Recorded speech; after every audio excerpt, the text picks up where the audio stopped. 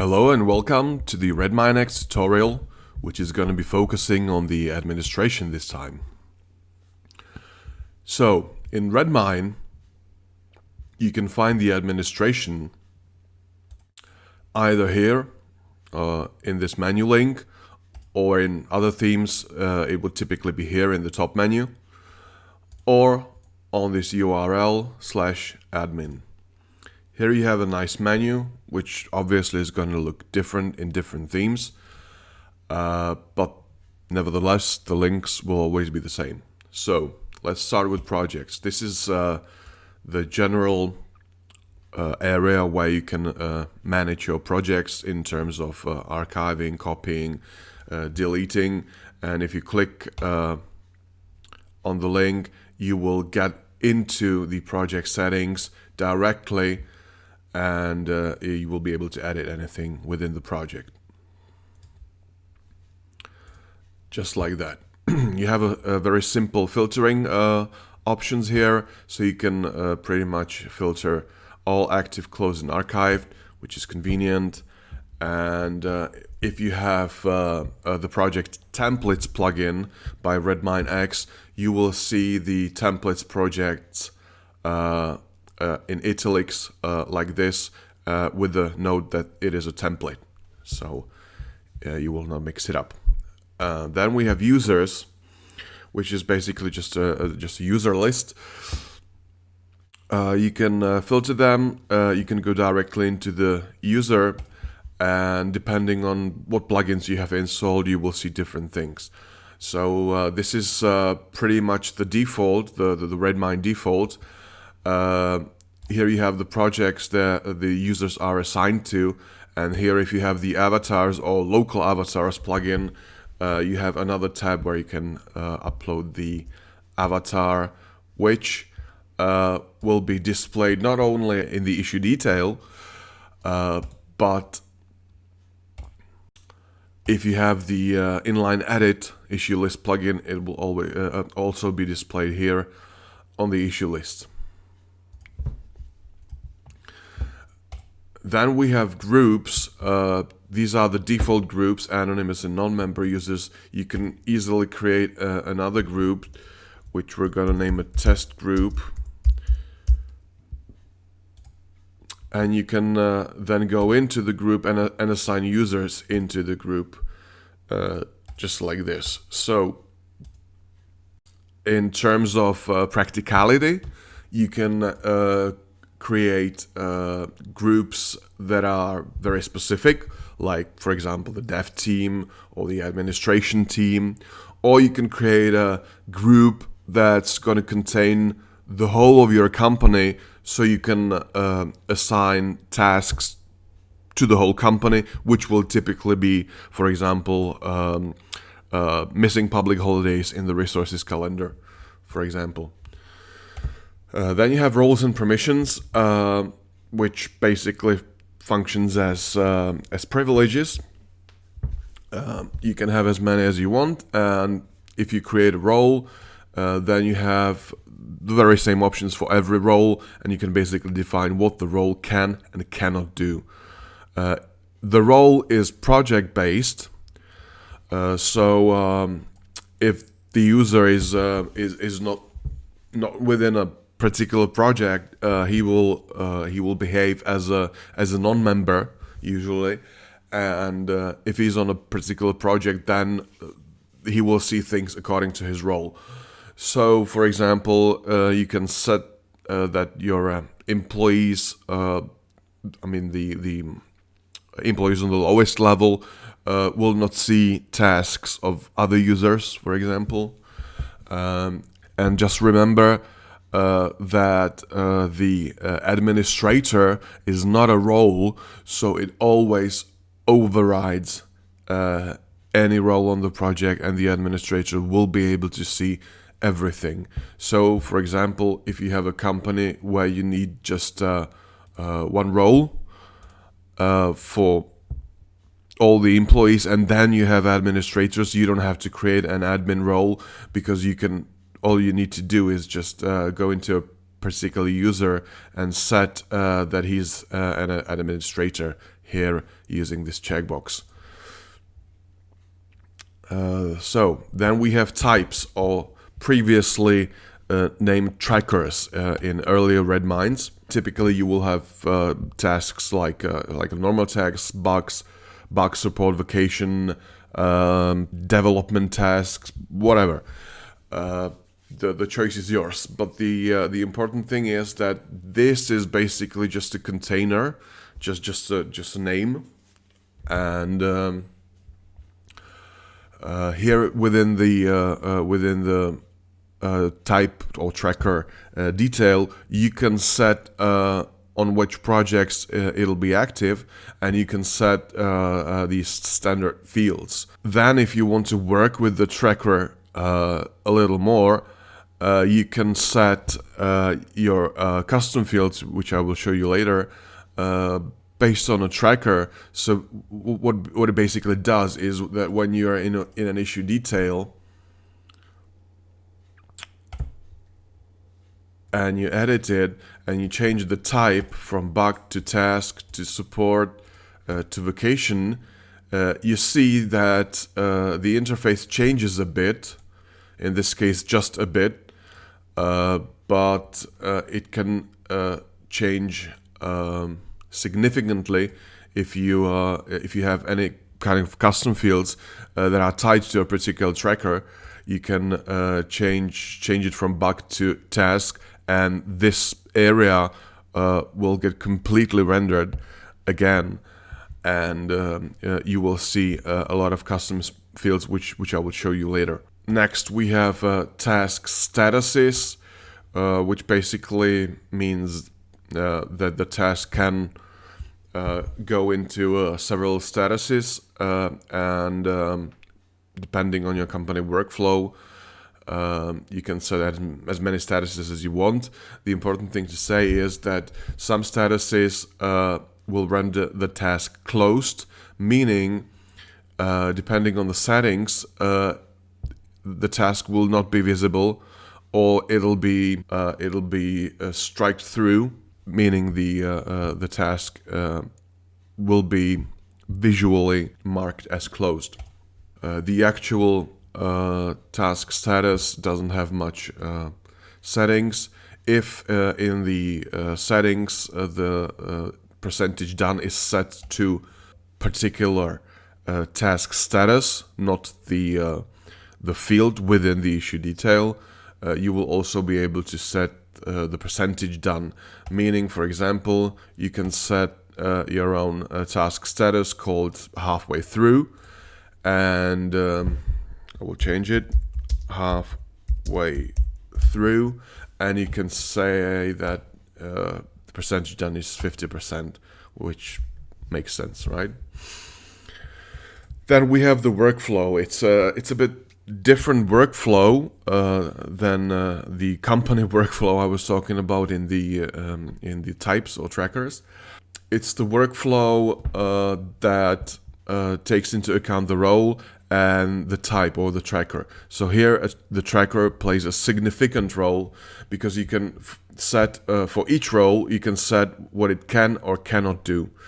So if you click edit, here you have the current statuses and here you have the new statuses, meaning this is kind of a matrix, and you have to always ask, can the manager change the task status from new to new, right? From new to in progress. From new, it's the current status, to halfway through. And just like this, horizontally within the row, you can set which statuses the manager can the new task turn into. Then you have the difference between a new task and new is that the new task is necessarily not a status, is just a new task, right? The new task can basically start with in progress, but it's still going to be a new task. So this is not a status, the first one. And then in terms of the manager, you won't have many restrictions, right? But if you change it to employee and click edit, there are some restrictions. So for example, the employee cannot change the task status from new task or new to closed or rejected, meaning the employee cannot close the tasks. The one who's closing the tasks is always the manager, right? Then if the task is closed, so the current status is closed, the employee cannot do anything, right? So he'll probably even not see the task. If the task is rejected, then it's the very same, right? So like this, you can set the matrix, and you have to be very careful with this, because obviously it's not an easy thing. You have to always kind of say it out loud. This is the current status, so will this role be able to change it from this to this, to this, and so forth.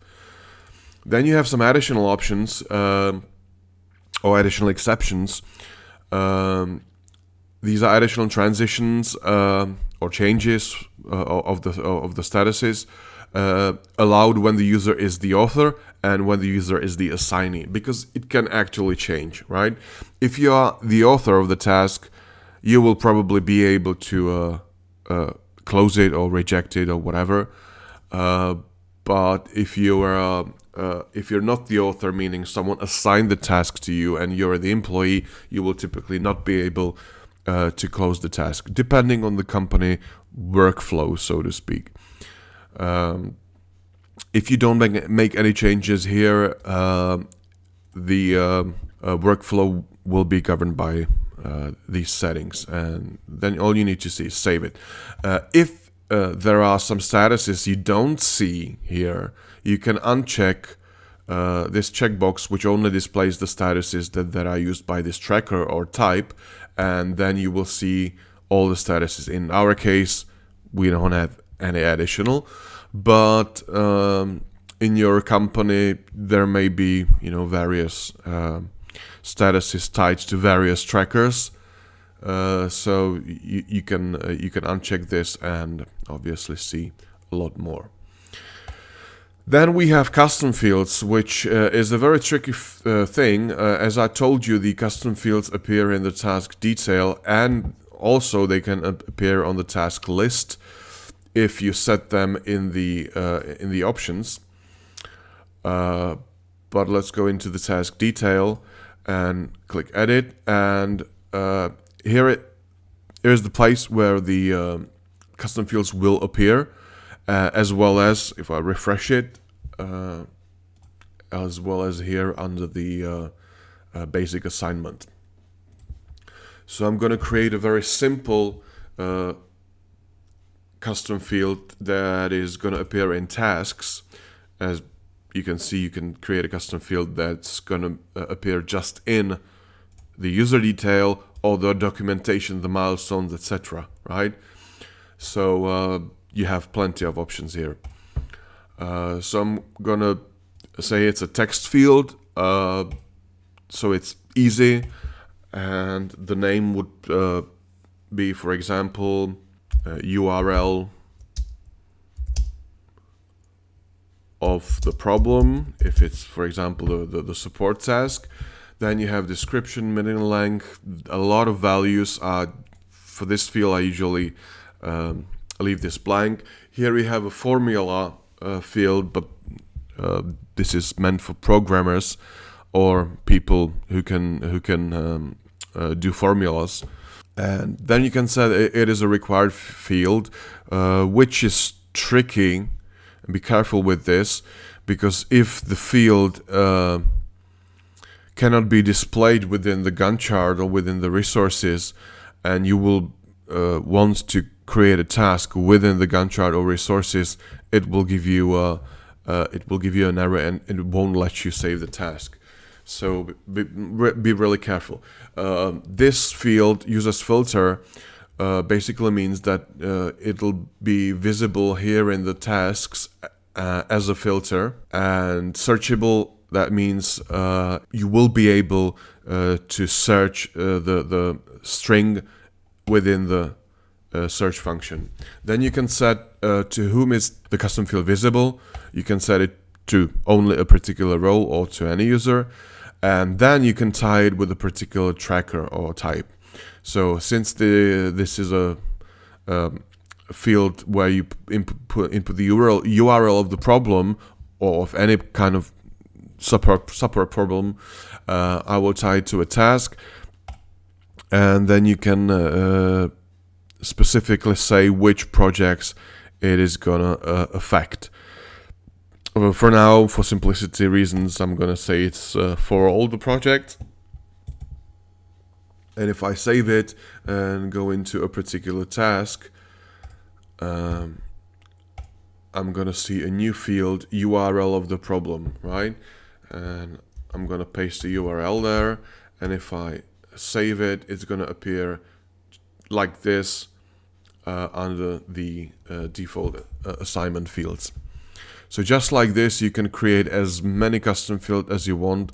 Some companies, specifically manufacturing companies, have a lot of fields because the tasks concern, for example, ordering of parts, of spare parts. So in that case, you can set the task exactly as you want. Then we have the enumerations, which is kind of a strange name, but generally you will be able to add or manage activities, document categories, and task priorities. What are activities for? If you log time, so you go into a task and you want to log it, for example, 2 hours, you always have to say which kind of activity it was. This is because some plugins, like the budgets, will be able to define the hourly rate for each activity. So, for example, if this is billable and you say you work 2 hours and you select design, the manager is gonna issue an invoice for the client for a different price than if you said, for example, it's implementation or construction or administrative work or whatever, right? So if you don't want to use this, I suggest you just narrow it down to one, which is work, and it's the default value like this, and that's it. If you want to use these activities, then I suggest you think it through and create meaningful sort of categories. Then we have document categories. So if you're using documents or any kind of file upload, you can put them into categories. That's very basic. And then we have task priorities. In each Redmine, in the default installation, you always have 5 priorities. I actually encourage you to use these and not even change them and not even add a lot of other task priorities, because you will end up wanting something between urgent and critical. It'll just mess things up, basically. So if you have the UX upgrade plugin, which gives you this theme and these features such as the menu, you can also change the priority color. There are 13 predefined colors, so you can play with this and change critical to blue if you need. And then you will see the critical priority as blue. So these are priorities. This is LDAP authentication, which is kind of an outdated thing, and I encourage you to use the authorization plugin, typically used for Microsoft Azure Active Directory. Then we have the additionals, and here is the place after the authentication where the plugins which do have a global view or are somehow more complex add these links, which basically means that you can access the plugin settings from here. But you can also, as you can see, this item is active. You can also access the plugin configuration or settings from this page. So it's basically the same, but some plugins add this as a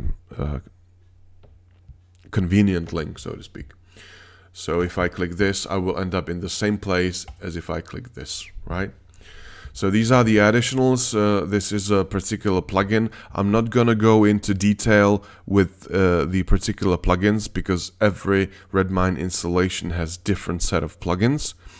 But I'm gonna jump right into the information, and I'm gonna save the settings for last.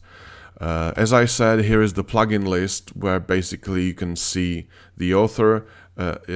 You can access the author URL, and you can configure the plugins which do have a configuration. That's basically it. Then you can see the version number. But in order to see the version number and the whole context of the Redmine environment, is always better to use the information page, where you kind of have everything in one place. So you have the Redmine version, the Ruby version, Rails, etc. You have the database type, and then you have the plugins, including their versions. So typically, any kind of support will need to see this page. So they see basically the Redmine version and the Ruby version, which are very important pieces of information. Plus, they will see all your plugins in context, because the nature of Redmine plugins is that they often conflict with each other. So if we have known conflicts, we can see it right away, just like this. And the last thing I want to show you is settings, which, as the name suggests, you can set your Redmine up here in this place. And here is a lot of settings, let me tell you. So they are divided into categories or into tabs, if you will. And here is the general, where you can change the appearance, the host name, the protocol. You can change the editor, meaning which editor will take care of your description, like this. This is the CK editor, but you can obviously change it to the textile, for example, which is the native one. And if you refresh that, you're going to see the textile editor, which is very basic. So I'm going to change it back. And you can set a lot of things like how many results on a page, stuff like that. Then there's the display kind of tab, where you can set the language, the theme. You can set the appearance of dates, times, calendar stuff, the format of the name. It's language and country based usually, so you can set it up. Then you have the authentication, where you can basically set if your Redmine is accessible without authentication, which is handy if you have users that are also your clients and you don't want them to access your Redmine, and you are comfortable giving the information as public. But don't forget that if you set this to no, the public projects will actually be public, so anyone will be able to see them. Then you have some other settings that are not so frequently used, so I suggest you don't play with these. Then you have the API settings, which basically this checkbox serves as an activation of the API for the Gantt chart or for the resources plugin by RedmineX. Some other plugins may need that as well. Then you have the projects where you can define the default enabled modules, which is really handy if you create a lot of projects and you don't want to handpick these. And then you have the project list defaults, which are basically the default items in a new project. Then within the users, you have some other settings, which basically means this is the default settings, and the user can then change them in their account or in the user list. Task tracking is a very important tab where you can set how the tasks behave. The most frequently used items are these ones. Calculate the task done ratio with use the task status or use the task field. Meaning, this is what I was talking about earlier. When this is set to status, you will have the capacity to define the percentage done tied to a particular status. If this is selected, you will be able to define the percentage done using this field within the issue detail. It's total up to you, and it depends on your company workflow. Then the most frequently used item is the non-working days, which typically is set to Saturday and Sunday. Manufacturing companies usually work in shifts, so they work at the weekends. The same with hospitality, for example. But the majority of companies will play it like this. You have additional settings within your resources or Gantt chart calendar settings, where you can set the public holidays and stuff like that, but it only concerns the Gantt chart and the resources where this is necessary. Then you have the task list defaults, which is also a handy thing, and then you have some additional settings here.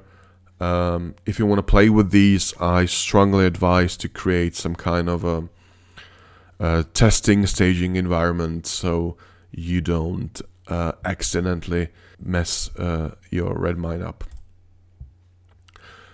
Then you have the time tracking settings, which typically you just set once. You have the defaults and you have some very basic settings here. Then you have the settings for files, which again, they are set once, usually by us. And the only thing you actually need to set is the maximum attachment size in kilobytes, meaning this is 5 megabytes and a tad more. Then you have the email notifications, which is tied to a configuration.yml file on your server placed in the root /config folder. So if this is not set up, if this file is not set up on the server, you have no capability of changing this. If this is set, you can set the email address and stuff like that. Then you have the incoming emails, which basically means that Redmine is able to accept emails sent to a particular inbox, but this needs to be set by a programmer and definitely requires a few hours of settings. So this is a native and default feature of Redmine, but it's not easily set up. So you will need your programmer for that. And if you have repositories, meaning you're using probably Git these days, these are pretty much outdated. You can set your Git service like GitLab or GitHub and you can make use of the repositories within a project if you set this up within the project here in repositories. So this was the administration. There are obviously a lot more settings and you can play around with this, but this will give you like a quick overview of what is possible. But I say again, be aware that if you play with these settings and you may forget what you said earlier, and you may mess things up a bit in your Redmine. So I strongly advise you to do this in a testing environment, not on a production. Thanks for watching, and see you in the next one.